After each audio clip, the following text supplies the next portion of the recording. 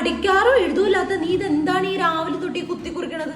എന്റെ പൊന്നമ്മേ, new year ഒക്കെ അല്ലേ. അപ്പൊ ഞാൻ എന്റെ സ്വഭാവത്തിൽ മൊത്തത്തിൽ എന്തൊക്കെ മാറ്റം വരുത്തണമെന്ന് ഞാൻ ഇങ്ങനെ നോട്ട് ചെയ്യുക. ഇത് തന്നെയല്ലേ നീ കഴിഞ്ഞ വർഷം പറഞ്ഞത്? എന്നിട്ട് എന്തെങ്കിലും മാറ്റം ഉണ്ടായോ? അതേപോലെയല്ല ഈ വർഷം ഞാൻ എന്തായാലും മാറാൻ തീരുമാനിച്ചു. എന്നിട്ട് എന്തൊക്കെ മാറ്റം വരുത്താനാ എന്റെ കൊച്ചു തീരുമാനിച്ചത്?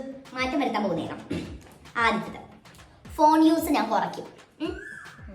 അടുത്തത്, ദിവസവും 2 നേരം കുളിക്കും. കുളിക്കാനാ? നീയാ 2 നേരം? വീട്ടുപണികൾക്കൊക്കെ അമ്മേനെ സഹായിക്കും. എന്നെ സഹായിക്കാൻ നീയല്ലേ? എന്തായാലും ഞാൻ ഈ പ്രാവശ്യം അമ്മേനെ സഹായിച്ചിരിക്കും. അമ്മേനെ ഒന്നും കൊണ്ട് കഷ്ടപ്പെടണ്ട. ഒന്നില്ലേ, എനിക്ക് ഇത്ര പ്രായമായില്ലോ, അമ്മയ്ക്കും ഇത്ര പ്രായമായില്ലേ, അപ്പൊ അമ്മേനെ ഞാൻ സഹായിക്കണല്ലോ. ദിവസവും 2 നേരം ബൈബിൾ വായിക്കും. എന്റെ അയൽക്കാരനെ ഞാൻ സ്നേഹിക്കും. അയൽക്കാരനെയോ?